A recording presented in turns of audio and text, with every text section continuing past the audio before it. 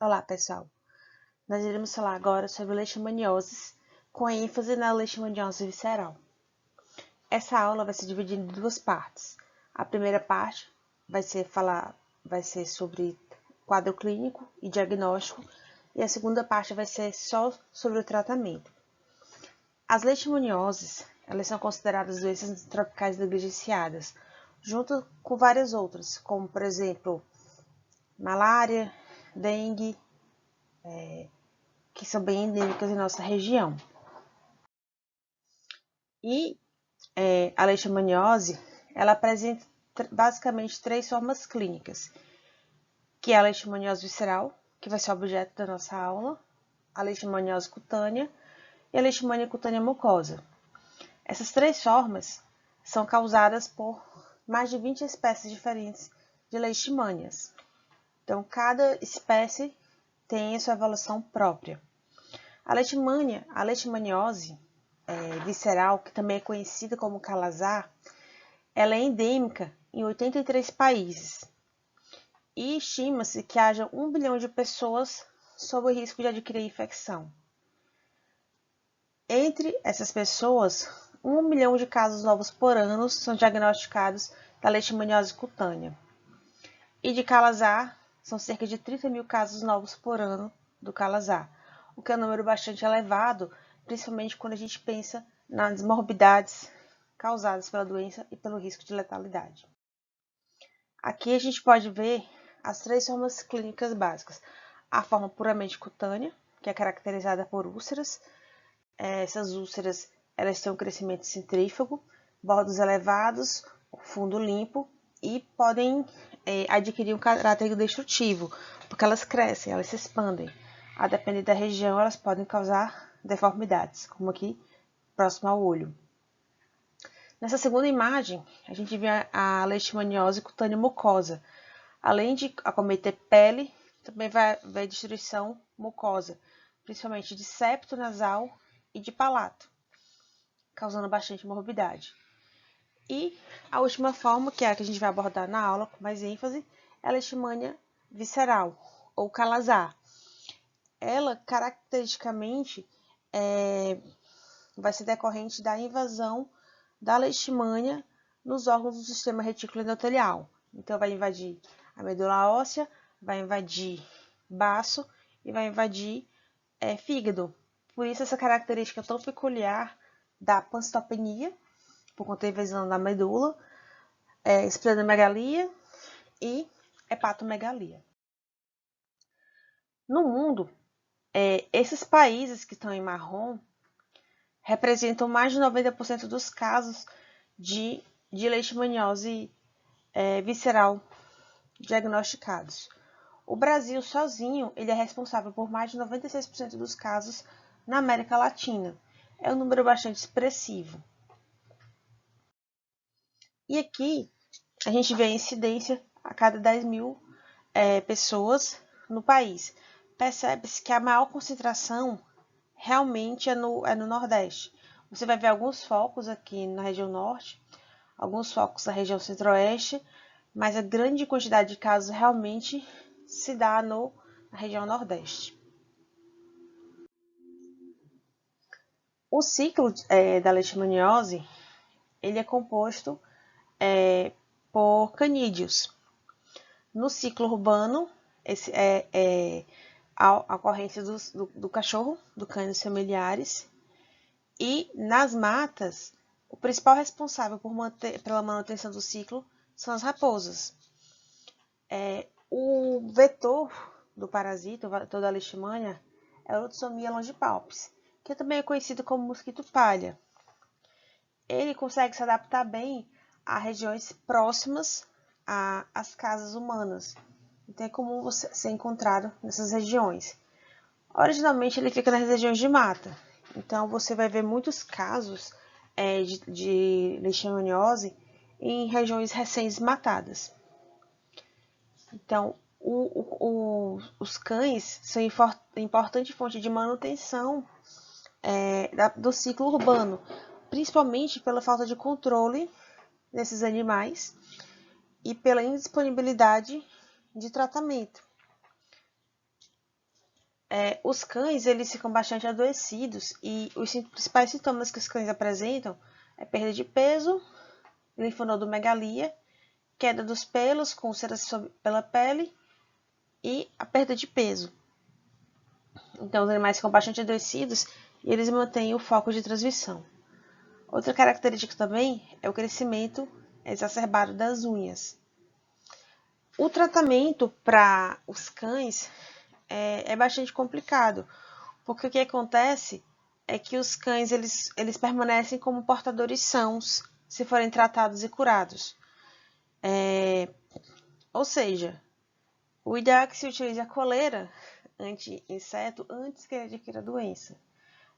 A questão do sacrifício dos cães é bastante controversa, na verdade. Até por conta principalmente da questão do ser um portador são depois do tratamento, né? Então, o que é mais importante em relação aos animais, principalmente os animais domésticos? A vacinação e o uso de coleiras repelentes, que existem inúmeras marcas. O tratamento para os animais ele é bastante caro. Então, assim, bem mais caro do que vacina e bem mais caro do que a coleira. Então, realmente, há indicação de sacrifício desses animais quando são diagnosticados com calazar. Então, sempre usar coleira anti-insetos e sempre utilizar as vacinas. E não invadir o território das abutres, deixá-las em paz. Aqui a gente vai observar as duas formas de importância médica da leishmania. Então, a leishmania, ela apresenta duas formas. A forma que vai infectar o mosquito, que vai infectar o Lutzomia, que é a forma pró-mastigota, e a forma amastigota, que é a sem flagelo, que é responsável pela infecção dos macrófagos dentro da medula óssea, né? Então, assim, essa forma amastigota, a gente vai reconhecer essa forma aqui, a mastigota, como pertencente à leishmania, por essa característica dela de apresentar em formato de T o núcleo e o cinetoplasto, como vocês podem ver apontados pela seta. Essa é a forma que vai infectar as células humanas. E essa forma, a promastigota, é que vai infectar o inseto. Então, o que é que acontece? A fêmea do Lutzomia, no mosquito pária, vai fazer o seu repasto, né? Vai picar um mamífero, seja ele um canídeo, seja ele um humano. E esses parasitas vão adentrar a derme e vão ser reconhecidos pelas células de Langerhans. A partir daí, vai começar diversas transformações até serem levados para os linfonodos, onde vão infectar os macrófagos e vão adquirir essa característica de amastigota, que é essa forma que vai se proliferar dentro dos macrófagos, eles se multiplicam de forma bastante rápida, levando à apoptose dos macrófagos e sua morte. Esses macrófagos vão ser lançados, os macrófagos vão ser destruídos, liberando inúmeros hemastigotos da corrente sanguínea que vão estar aptos a infectar novos macrófagos. Um detalhe interessante: quando a gente vai coletar a mielocultura, quando a gente vai coletar o mielograma, é esse aspecto que a gente vai ver do amastigota dentro de um macrófago. Se o material coletado do mielograma for levado para a cultura, esse amastigota vai concluir o seu ciclo de transformação e na cultura o que a gente vai encontrar é o promastigota. Aqui a gente vai ver no menor aumento aqui a imagem de um mielograma, em como aumentam os amastigotas dentro do macrófago. Como é que ocorre o adoecimento? Então, esses macrófagos eles vão se multiplicar de forma bastante exacerbada, vão levar à ruptura dos macrófagos, e isso vai fazer com que esses mastigotas disseminem-se para os órgãos do sistema retículo endotelial. A partir daí, ele tem mecanismos próprios de tolerância, né? Então, o próprio mastigota, ele dispõe de mecanismos de tolerância para não ser destruído dentro dos macrófagos. Então, eles são tolerantes a todos os processos oxidativos de defesa que o macrófago teria no seu interior, intracelularmente. Então, os amastigotas, eles têm essa propriedade de diminuir a resposta mediada pelos linfócitos T e macrófagos e, além disso, eles vão ativar a proliferação policlonal dos linfócitos B. Então, isso vai levar a uma característica bem importante da leishmaniose visceral. O que acontece? Como esses linfócitos B, eles são ativados e os linfócitos B, eles são um componente importante da imunidade humoral. O que acontece?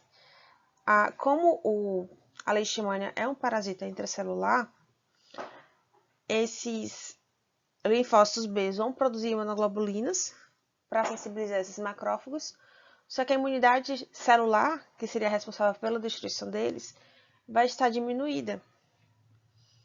Então, você vai manter a proliferação exacerbada de linfócitos B e de imunoglobulinas, sem que essa resposta seja eficiente. Ou seja, uma das características importantes da leishmaniose visceral é a hipergamaglobulinemia. Então, você vai ter aumento da globulina. Outra característica importante que vai estar associada a essa hipergamaglobulinemia é a hipoalbuminemia. O que acontece? O maquinário hepático, ele é limitado. Então, se ocorre um aumento da produção de globulina, algo vai ter que deixar de ser produzido e vai ser a albumina. Então, no início da doença, você ainda vai ter albumina normal com aumento da globulina isoladamente. E, à medida que a doença avança, você vai ter a queda da albumina e a ascensão da globulina. Por isso, essa característica da inversão albumina-globulina. Como é feito o diagnóstico clínico do calazar? O período de incubação da leishmaniose visceral é de cerca de 2 a 8 meses, a partir do primeiro contato com o parasita. Quanto mais precoce iniciarem-se os sintomas, mais grave vai ser a manifestação clínica desses pacientes. O tempo de vida dos pacientes com leishmaniose, se nada for feito, se não receberem um tratamento adequado, é de 2 anos. E a morte, no caso da evolução natural da doença sem intervenção, ela vai ocorrer principalmente por infecções secundárias e por hemorragias. Outro dado importante em relação ao calazar, a leishmaniose visceral, é que depois que o indivíduo adquire calazar, mesmo ele sendo tratado e curado, a gente não consegue eliminar completamente o parasita do organismo. Então, o indivíduo ele também fica como um portador são. Isso quer dizer que o calazar ele pode ser reativado em situações de imunossupressão. Isso é bem importante naqueles locais onde a gente apresenta muitos casos de HIV. Então, naquelas regiões em que há sobreposição da endemia de HIV com a endemia de calazar, isso é muito importante. Porque aqueles indivíduos que já tiveram calazar uma vez que desenvolvem imunossupressão secundária pelo HIV, eles com certeza irão reativar o calazar. Por ser infecção intracelular, tem caráter polar. Então, aquele processo que ocorre de imunotolerância dentro do macrófago, aumentando a proliferação de linfócito B, com intensificação da resposta humoral e diminuição da resposta celular, ela não vai acontecer em todos os pacientes. Depende muito do fenótipo do indivíduo. Essa característica ela vai acontecer apenas 15% dos pacientes que irão desenvolver o calazar clássico. Então, essa resposta imune pode ser tanto total, do indivíduo conseguir fazer a resposta celular apropriada e adequada e conseguir eliminar os parasitas antes de desenvolver a doença, ou seja, ele vai ter a forma assintomática ou oligosintomática, e cerca de 85% dos pacientes vão evoluir com cura espontânea do calazar. Isso é relevante, principalmente naqueles pacientes que moram em área endêmica. Apenas 15% dos pacientes que são infectados com a leishmania vão desenvolver o calazar clássico. E quais são os sintomas que o paciente apresenta? Então, vamos pensar um pouco. A leishmania, ela vai infectar primariamente linfonodos e depois partir para os demais órgãos do sistema retículo endotelial. Invadir medula, onde ela vai começar a ter uma mais intensa suproliferação, invadir fígado e baço. Então, os principais sintomas do calazar são os sintomas constitutivos. Então, o indivíduo com calazar vai apresentar febre de caráter diário, geralmente vespertina, quase sempre diária. Vai apresentar astenia progressiva, vai apresentar mal-estar, inapetência, vai apresentar perda de peso, que são todos sintomas bastante inespecíficos, na verdade, né? Nesse momento que você tem só esses sintomas inespecíficos, realmente só vai haver diagnóstico com alto grau de suspeição. À medida que a doença vai evoluindo, o indivíduo vai apresentando também prostração, apatia, eventualmente vai ter diarreia também. Então, à medida que progride a invasão da medula óssea, aquele indivíduo vai tendo redução dos elementos celulares produzidos na medula óssea. O primeiro a reduzir são as plaquetas. Então, inicialmente, o indivíduo vai ter apenas a plaquetopenia isolada. Nessa fase inicial, a gente já percebe um aumento isolado do baço. Então, às vezes, ele só tem a esplenomegalia discreta e ainda não tem a hepatomegalia. Isso no começo da doença, não é mesmo? Então, o indivíduo vai ter os sintomas constitutivos, vai ter plaquetopenia, vai ter esplenomegalia. Que se o indivíduo for de área endêmica, isso já é suficiente para motivar os exames diagnósticos, principalmente os menos invasivos, como o RK39 e a imunofluorescência indireta. Mas se o indivíduo não for diagnosticado, essa invasão medular ela vai prosseguir.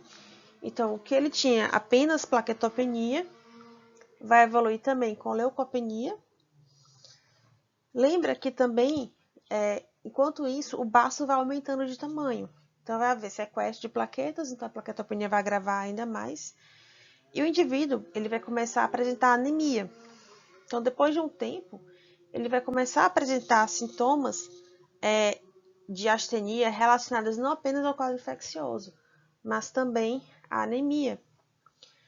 É comum que esse paciente apresente também tosse seca, porque a leishmaniose ela causa pneumonite, que é bastante comum. Então, esse indivíduo vai começar a perder peso de forma perceptível, sendo que o baço continua crescendo de forma progressiva, e nesse momento que o paciente já vai apresentar a pancitopenia, também vai haver aumento já do fígado. Então, aquele paciente que vai emagrecendo, mas mantendo aumento do seu volume abdominal. E quando chega nessa situação de o paciente já ter pancitopenia, então todas as três séries diminuídas, aumento de baço, aumento de fígado, nesse momento a gente vai começar a perceber outras alterações laboratoriais. Então você já vai ter aumento de transaminases, você já vai ter aumento de fosfatase alcalina, você vai ter também, lembra, aumento da gama-globulina e redução da albumina. Então, se você for dosar, você vai ter a inversão albumina-globulina. E E qual é a consequência da hipoalbuminemia? Edema. Então, o paciente vai apresentar-se edemaciado. Além disso, o paciente vai ter também alterações da produção de fatores da coagulação, porque se o fígado não consegue produzir a albumina adequadamente, também não vai conseguir produzir os fatores da coagulação. Então, nesse momento, o paciente vai começar a apresentar pequenos sangramentos, sangramento gengival na hora de escovar os dentes, eventualmente vai ter vômitos com sangue, vai começar a apresentar petequias, vai começar a apresentar equimoses. E outro achado também que é comum é a micropoliadenopatia. Então, ele vai ter múltiplos linfonodos perceptíveis em todas as cadeias, nas cervicais, nas intratorácicas, nas intraabdominais. E nesse momento, o paciente já tem uma pancitopenia grave, bastante leucopênico, com a imunidade celular já bastante suprimida. Então, ele vai começar a apresentar infecções bacterianas graves, como pneumonia bacteriana, sinusites, otites, infecções de pele, quadros de infecção intestinal também associados. E ele vai morrer ou sangrando ou de infecção e sepse. Então, assim, é uma doença que é endêmica em várias regiões. Então, a gente, para fazer um diagnóstico de Kala-Azar, a gente precisa conhecer as regiões endêmicas e saber se o indivíduo esteve pelas regiões endêmicas. Não necessariamente ele precisa ter contato com cachorros. Lembra que o cachorro não transmite o Kala-Azar. Quem vai transmitir o Kala-Azar é o mosquito palha, né? Então, assim, estando em região endêmica, apresentando febre, plaquetopenia e esplenomegalia, já é critério para investigação de Kala-Azar. A síndrome completa do Kala-Azar, o Kala-Azar clássico, ele é caracterizado por um quadro de febre, com pancitopenia e hepatosplenomegalia, né? Então, esses pacientes, eles precisam ser testados para Kala-Azar, precisa ser investigado Kala-Azar até prova em contrário.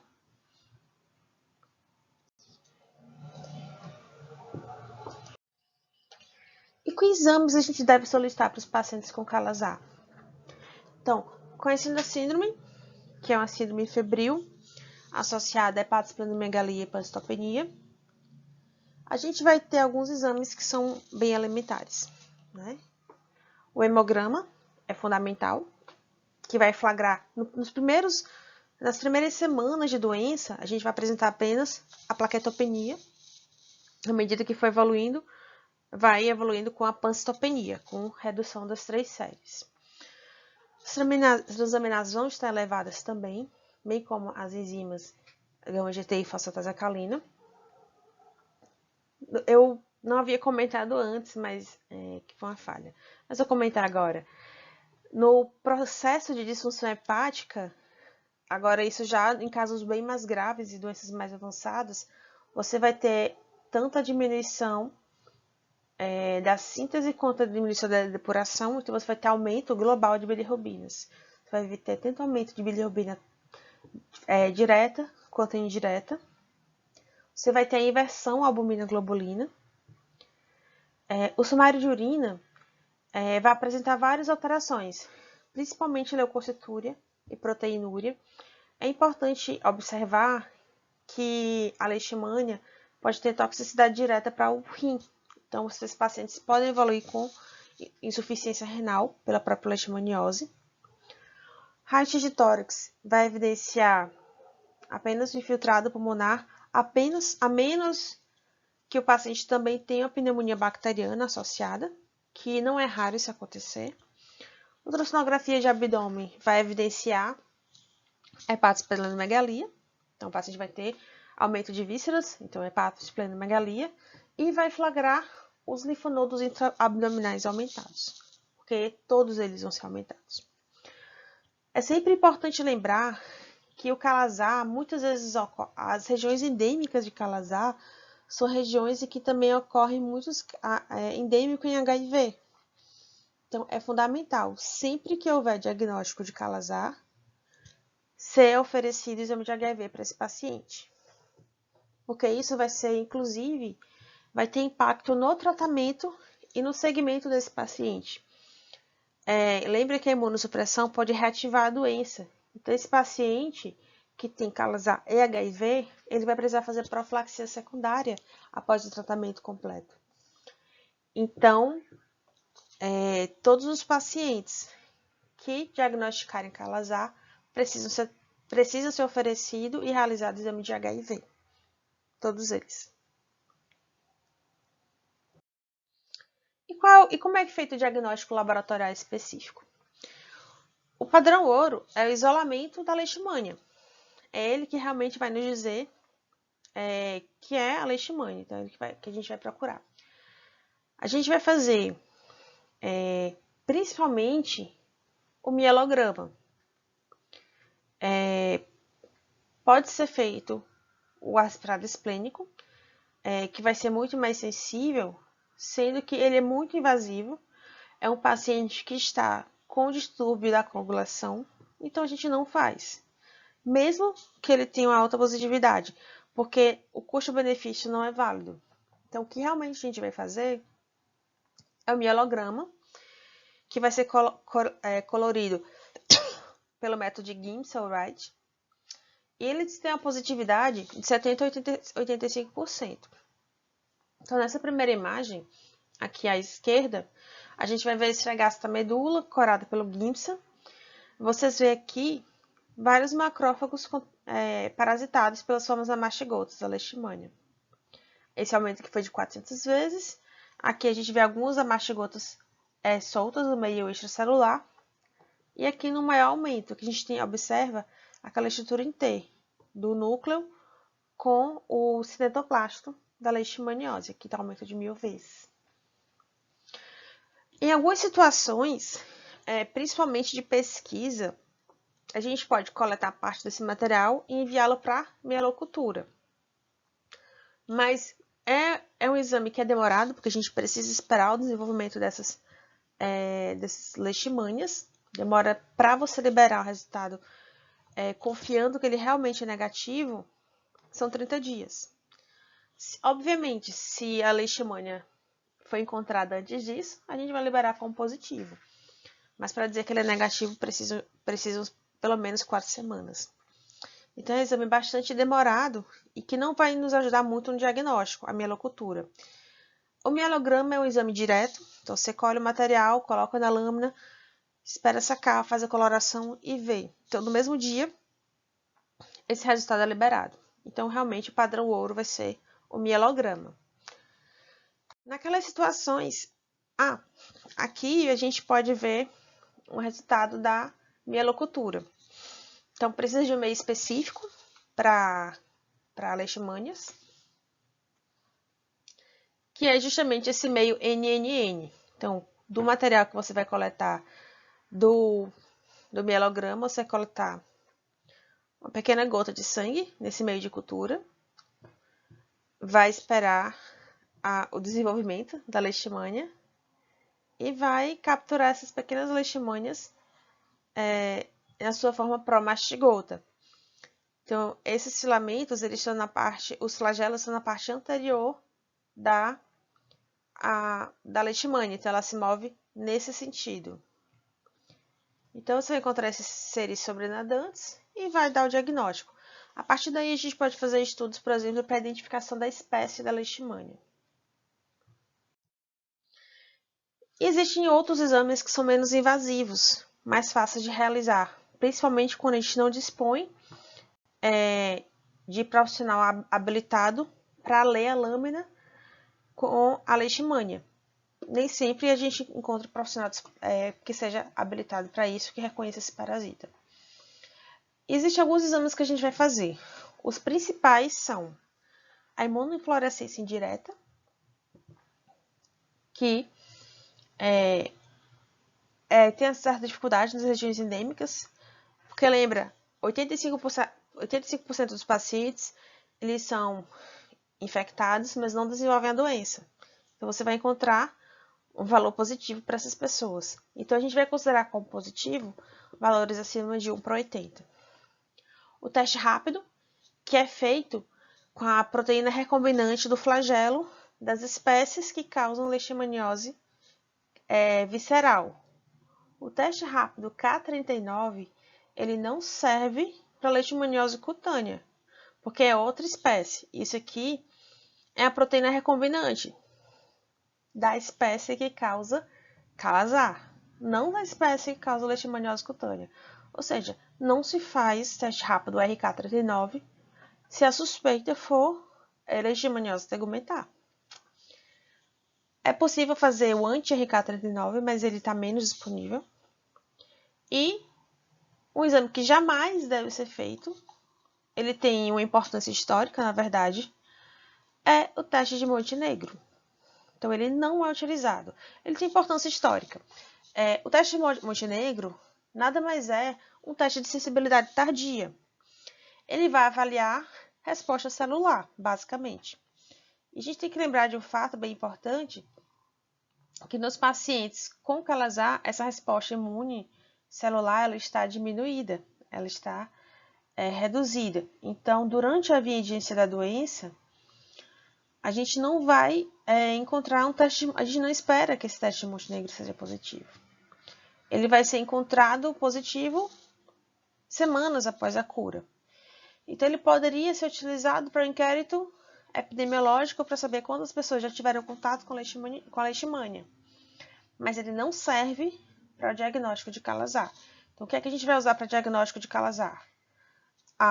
O mielograma, a imunofluorescência indireta e o teste rápido RK39, que é o mais fácil de ser feito porque ele é feito com a fita de cromatografia à beira do leito.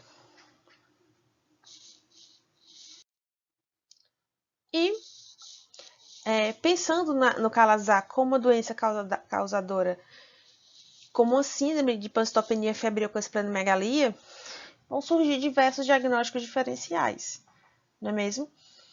E, dentre esses diagnósticos, várias protozooses também vão fazer parte dessa diferenciação, outras doenças bacterianas também. Então, vamos falar um pouco sobre elas para a gente pensar no que é que vai diferenciar. Lembre-se que a leishmaniose visceral, ou calazar, ela é uma doença arrastada. Ela tem semanas de evolução. Mas vamos comparar com algumas outras protozooses, como, por exemplo, a malária. A malária, a gente vai conseguir diferenciar clinicamente, porque a malária tem uma característica de ser uma doença bastante aguda. Então, em poucos dias, o paciente vai apresentar queda de estado geral, febre elevada. Outra característica importante da malária é a febre cíclica, as febres terçãs e quartãs. E nas regiões endêmicas de malária, o paciente apresentou febre, a primeira coisa que é feita é a gota espessa, que é o exame diagnóstico para malária. Então, é facilmente excluído. Então, na malária, por ser uma doença mais aguda, você não tem tempo de apresentar uma perda de peso importante. Você pode até evoluir com certa hepatomegalia, mas você não tem a visceromegalia exuberante que você tem na doença mais arrastada, que é o calazar. A esquistossomose hepatosplênica, ela também tem essa característica de ser uma doença mais arrastada. Mas no caso da esquistossomose, você vai ter um componente de hipertensão portal mais importante e você não vai ter acometimento significativo medular. Então, você não espera encontrar uma pancitopenia. Na doença de Chagas, na forma aguda, também, como o próprio nome diz, a forma aguda. Então, você não vai ter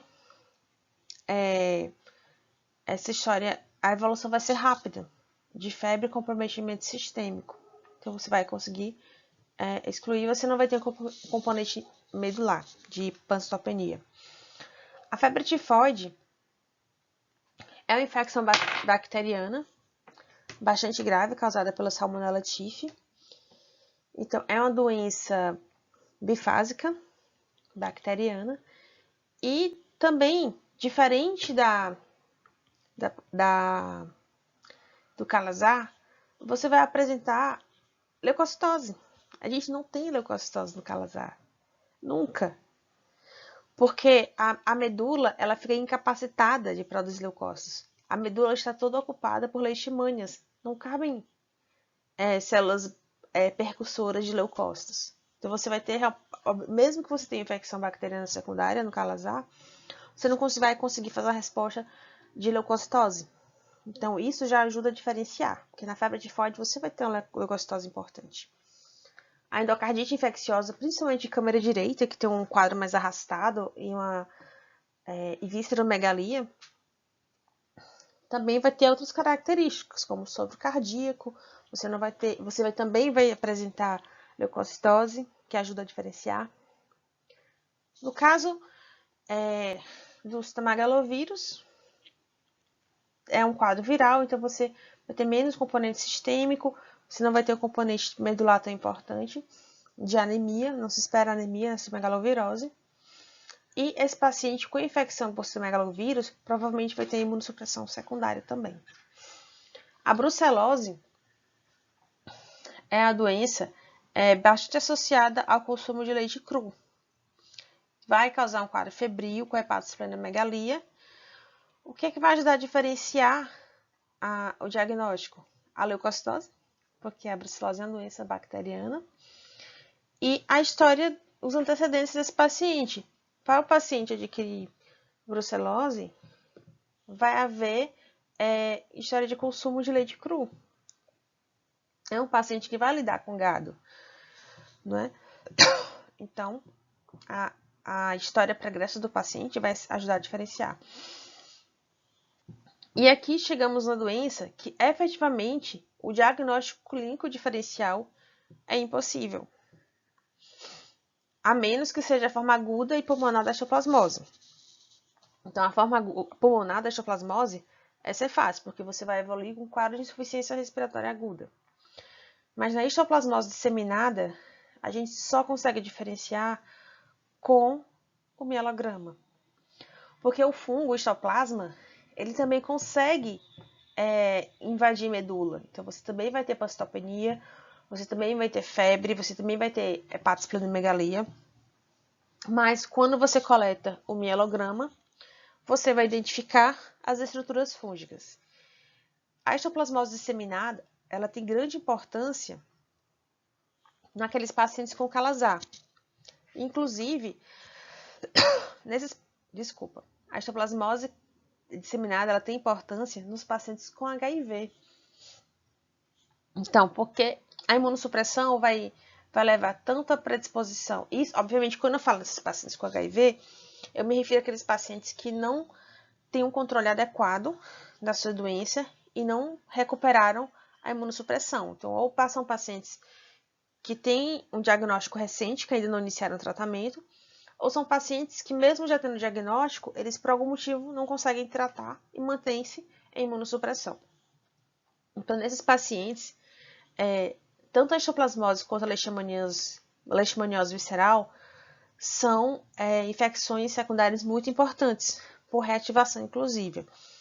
Então, para diferenciar, a única coisa que diferencia é o mielograma, que você vai ou ver estruturas fúngicas ou vai ver as leishmanias. E o outro diagnóstico diferencial, também bastante complicado de se realizar, é o com doenças linfoproliferativas. Também o mielograma vai ser responsável pela elucidação desse diagnóstico. E nessa primeira parte, era o que eu tinha para falar. Então, vamos seguir para a próxima parte da aula para falar sobre o tratamento da doença. Então, vamos continuar para a parte 2.